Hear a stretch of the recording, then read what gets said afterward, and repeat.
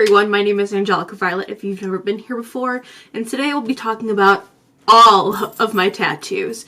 I have a few other videos that kind of break everything up into years I've got them done and kind of more in order, but I thought it'd be good to just like talk about all of them and kind of have like more of a collective video. I'm going to try and go in order with the way I received these and the meanings along them, but it might be tricky because I always thought it was kind of weird when people are like, I don't remember what tattoo I got first, or I don't remember the order anymore, but now that I have over 20, I am starting to realize that I'm also that person that I used to be annoyed by, but isn't that just life? You just hate people and then you become them. Alrighty, that's a little cynical, but so let's just jump into it. Before I tell you all about my tattoos and you potentially steal them, please make sure to like and subscribe because 1, this bitch needs some more watch time, and 2, I just hit 1,000 subscribers and I'm feeling high on life. The first tattoo I got was on my 18th birthday, and it is right here in the ditch of my arm.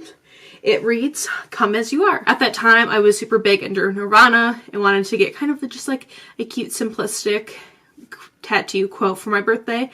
So that's what I got. "Come as you are" is one of my favorite songs by Nirvana, and also just has a good meaning to like be yourself. Come as you are. Pretty self-explanatory. That tattoo hurt a lot actually, and I was like, I'm never getting a tattoo again. Like, that is just way too much. So I didn't get another tattoo until the following year around my 19th birthday, in which I got another tattoo on my arm, which is this moth. The symbolism of a moth is kind of like the same thing as a butterfly, you know, like transforming from a little caterpillar into a big, beautiful moth. I also like moths because they kind of travel towards the light. So this tattoo symbolized growth and positivity and optimism. And then later that year, I ended up going to one of my favorite tattoo artists and kind of tattoo artists that I've gone to the most, which is Bob at Family Tattoo. I'm not going to mention the first 2 people that did my tattoos because I don't really care about them, but I will be mentioning like every other person that I've been tattooed by. So Tui, can you sit down, bruh? Are you done? Thank you. We have a traveling dog in the background if you want to keep an eye on him. I got this piece, which is another Nirvana tattoo. I still really like Nirvana, but I definitely was a bigger fan back in the day. And this was a piece inspired by heart-shaped box, if you have any Nirvana fans out there. And inside of it, I have a K, which is Kurt Cobain's only tattoo, or was, rest in peace, and is also the logo for Sub Pop, which is one of the first record labels that signed Nirvana. So cool, right? And then next one is another music-related tattoo. I got this done the same year. It is on my lower forearm, which is a traditional moon, it's kind of hard to show, moon and lady. And like I said, this is another music-related tattoo, but this was inspired by Pink Floyd, specifically by the song "Shine On You Crazy Diamond." One day I was just kind of listening to The Pulse, and listening to that song really stuck with me. I really liked the lyrics, "You reached for the secret too soon, you cried for the moon, shine on you crazy diamond." Just part of that just like really resonated with me on like a spiritual level. I think because like crying for the moon because your day was so rough, and I don't know, just like reaching for the secret too soon, like going through life too fast, and I just like resonated with it and like it. I don't really think that every tattoo needs to have such a backstory and a meaning, but that is why I got that tattoo. I'm already out of order, but no, I'm not. No, I'm not. No, I know. So then the following year, it was my birthday. So I got this lady coming out of a flower. So cool, right? And this was done by Miserable Mike, Misery Mike, Mike Miserable. I don't know, I'll have him down below. And this was just some flash. I got this on my 20th birthday. I thought it was cute. I kind of thought of a meaning while getting the tattoo, and kind of like it could mean like in bloom, like that Nirvana song, or it also is just like me blooming as like a beautiful young woman. I don't know, I just like it. I really don't see it that often since it's on the back of my arm, but she's a cute one to have. I honestly don't know what tattoo I got next, which is kind of weird and annoying that I don't know, but I'm just thinking, and I'm gonna do the bottom part of my arm next. So I think this is next. I'm not quite sure, but after I kind of had this, I had a lot of my forearm done, and I still had a lot of open spaces down at the bottom of my arm around my wrist area. So I went to Bob with a couple ideas. First one is this tombstone, which says "Too Young." This is inspired by a Post Malone song, "Too Young." I really like that song. I saw him in St. Louis, and that kind of resembled the art that was being displayed on the screen on a projector, so that was cool, and I really liked it. And also I just wanted a Post Malone tattoo, so it's kind of fitting. And there's always like gravestones involved in American traditional tattoos, so it was just like kind of easy to convert into an idea. And then next to it on the back, I have these chattering teeth. This is inspired by Pay the Man by Foster the People. And he said, "I was laughing real hard till my teeth fell out." And I mean, it's just what it means, you know, it is what it is. I love laughing and I love making people laugh, so I thought it was a cool idea. I've never seen a tattoo like this before, so I thought it was kind of unique. And then I got that. And after I got this, there was just like this weird little gap in between all my tattoos right here. It's like, the 4 states that all meet up in, the United States. I don't know, I just came up with that metaphor. But I had this little spot. And he's like, "What do you want to put there, a flower?" And I was like, "You know what? You tattooed this girl named Jill, and she got a mosquito, and I like that. So let's put that mosquito there." So we put that mosquito there. And I named him Frank, after Frank Gallagher from Shameless, because Frank sucks the life out of everyone. How nice. Just like my dad. Sorry. Okay, we're just gonna continue up the arm because I don't even know what's next. So up here towards the elbow, I have this kind tattoo.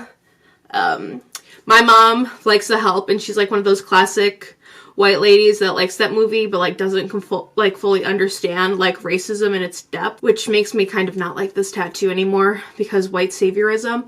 But she would always say, "You is kind, you is smart, you is important," and I really liked. In like each line of that quote was kind of like dedicated to like me and my sisters. So I'm the oldest, so mine is like "You is kind." So I got that tattooed here because I had a little open area, which is cute. Black Lives Matter and stop watching white savior movies, I guess.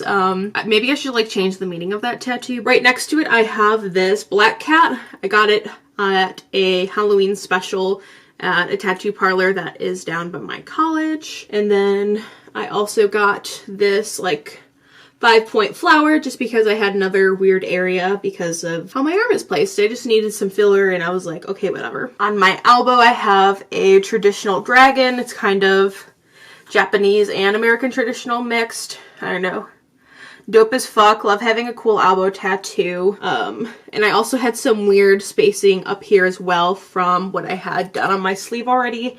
So I ended up getting this safety pin right here and this cherry done by this guy I met on Instagram named No Man. His name is actually Norman. He's really cool. We became friends over Instagram. I still got these from him when he was an apprentice, I think. So it was really cool. And now he is a full-blown tattoo artist now, which is really cool. Congratulations, Noman, you rock. Up here, I have a cardinal holding a diploma. I got this to commemorate my time down at Illinois State University, which is where I went to college. The mascot is a redbird and is holding a diploma to kind of like have a memory of like my time down at ISU and college, I guess. And then in my inner arm, I have the nurse from Enema State of Mind, which is a Blink-182 album.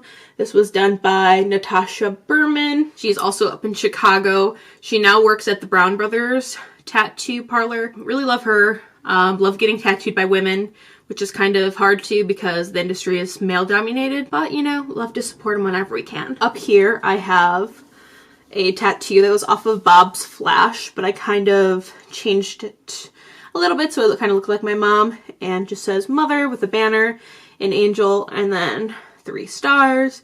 Me and my sisters, so like each one of us is a star, and then I have some flowers and stuff.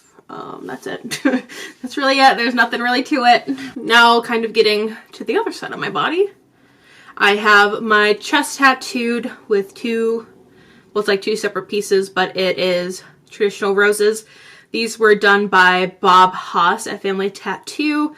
I have some body acne, no shame, but I desperately need these touched up because I didn't do too good of a job taking care of them. I got these tattoos done in 2 sessions because holy fuck, it hurts so bad. I don't know how anyone has a chest piece bigger than this because it is incredibly painful, but you're a fucking boss if you do have it. On my other shoulder, I have a horse and a horseshoe. This is another flash piece by Bob Haas at Family Tattoo. I got this piece because it just kind of resonated with me because, so my parents were in like a very unhealthy and toxic relationship. And, like, my dad, I don't know, this is just, like, way too much information for anyone that fucking cares. But, my mom found an apartment at a horse farm, and then she was, like, able to leave my dad because it was something, like, she could afford and, like, sustain on her own. So, I got a horseshoe and a horse to symbolize, like, it was really lucky that she found that, apartment because my parents could separate and start beginning lives that are more normal and healthy. I guess. I don't know. Family therapy session right here. All right, everyone, take your notes and give me a diagnosis. And then on my forearm, I have this rose done by Benny Tattoos. He's down in Springfield, Illinois. I just saw him post like a lot of beautiful flowers and I wanted one. So I ended up going to Benny and getting one. So it just wraps around my right forearm. It's kind of hard to show.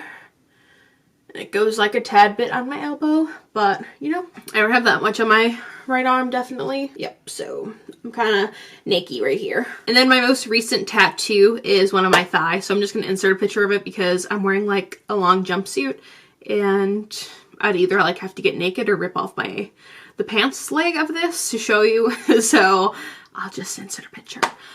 This tattoo was also done by Natasha Bertman. Love her.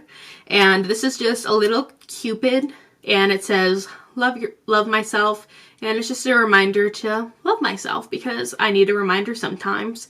And you know, internalized fat phobia and diet culture kind of gets in my head a lot, so it's kind of cute to look down at my massive ham thigh every once in a while and see this cute little baby doll telling me to love myself because, you know, sometimes we just need a reminder. I don't want to say I regret the placement of this, but I just think it's kind of weird to be like walking around with a naked baby in my leg sometimes, but you know, can't really do much. You live and you learn. So that is all my tattoos at the moment. Thank you so much for watching. If you want to see anything else tattoo related, comment any ideas down in the description because I would love to make more tattoo related content. Don't forget to like and subscribe. Adios.